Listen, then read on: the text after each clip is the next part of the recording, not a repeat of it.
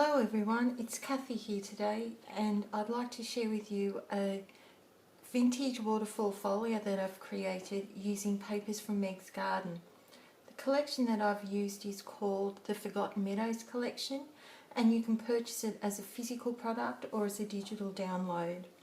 The beautiful thing about these papers are that there's some lovely florals, and for the front of my folio I've actually fussy cut some of the beautiful florals from 6x6 papers which I've incorporated into my design. One thing that you can actually get in this collection is some ephemera and some cut aparts which I've incorporated into this particular folio. The focus of my folio is this vintage lady image which I really love. I wanted to make her the focus because I wanted a vintage look to this particular folio. To be honest, I was a bit stuck when designing the front of my folio. I knew what I wanted, but there was just something missing and I had to walk away from it, which sometimes happens, you just get a block. So today I actually finished my folio and I discovered that what I needed to do was to actually add a frame. So I'll just go through the different elements of my front cover and then I'll go through the inside of the folio with you. To create the front part of my cover, what I did was I started off with fussy cutting the papers. So I selected the floral image from the 6x6 papers because this lady was holding a floral bouquet in her hand and I wanted to replicate some subtle flowers into the design. I have a prima doily that I cut using some papers from the collection which is laid in the background. I've used a Too Crafty chipboard frame. To create texture on my frame, what I did was I ran it through an embossing folder. Then I used distress stain, walnut distress stain, and I inked it all over. Then I used Versamark and I inked it up, and then I used embossing powder, and it's by Lindy Stamp Gang, and it's a bronze colour, so it really gives that vintage look. And I'm not sure if you can see, but there's a nice shimmer to it.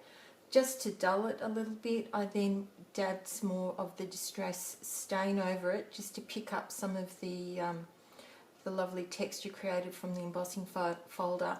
That's a really easy way that you can add texture to a chipboard frame, just by running it through your die cutting machine and using any embossing folder that's got some texture. So you can really see the really nice delicate design that's gone through it, so it really gives it some texture and not be flat.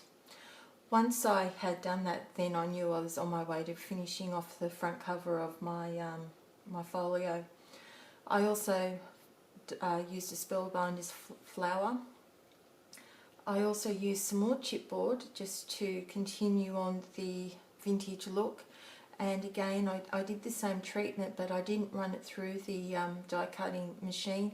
I just embossed it with the same embossing powder, and I used some brads and some green tara flowers, which you can also get from Meg's Garden. I also added some flowers and some leaves and a bow here just to finish it off.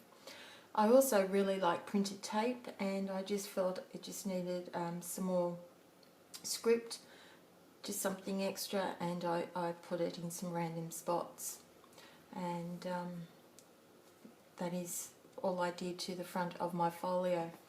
Inside the folio I used the floral papers, and I've used a combination of the strips that you get with Meg's Garden paper collections as well as 12x12 papers.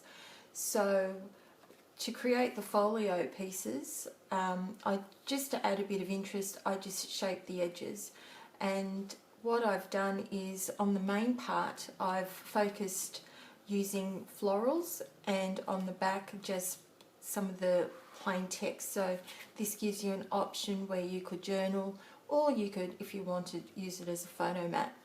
In the strips in between I added printed tape just to fill in the space.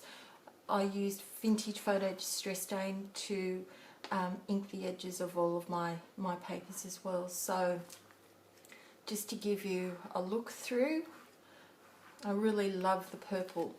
I love all the florals. They're so subtle and so beautiful.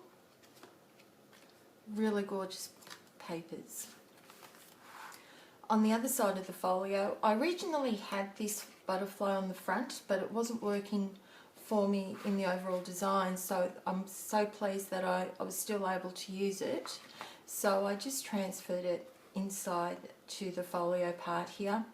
Inside there's a little pocket. You can add mementos, more journaling opportunities presented by these tags.